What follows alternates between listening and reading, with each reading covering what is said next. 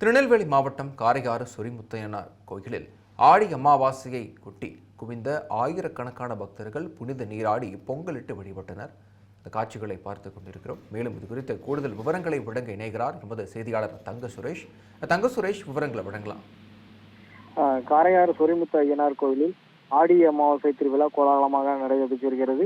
இதனையொட்டி ஏராளமான பக்தர்கள் கோவில் வளாகத்தில் பொங்கலிட்டு படையலிட்டும் சுவாமி தரிசனம் செய்து வருகின்றனர்.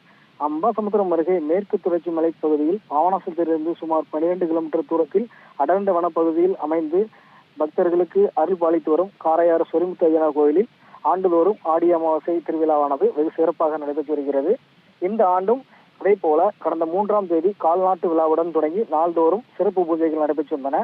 இந்நிலையில் தமிழகத்தில் பல்வேறு பகுதிகளில் இருந்தும் காரையார் பகுதிக்கு வந்திருந்த மக்கள் அங்குள்ள கோயில் முன்புள்ள தாமிரபரணி ஆற்றில் புனித நீராடி சொரிமுத்து ஐயனார் கோவிலில் வளாகத்தில் உள்ள சங்கிலி போத்தார், கருப்பசாமி, பற்றாயன் உட்பட பரிவார தெய்வங்களை நைவேத்தியம் படைத்து வழிபாடு செய்தனர். பக்தர்களில் சிலர் சங்கிலி போத்தார் முன்பு வைக்கப்பட்டிருந்த சங்கிலியால் தங்களது தேகத்தில் அடித்துக் கொண்டும் தங்களது நேர்த்திக்கடனை செலுத்தினர்.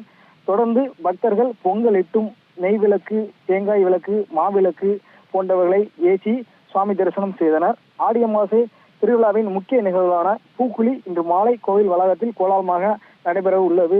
விக்னேஷ், விவரங்களுக்கு நன்றி சுரேஷ்.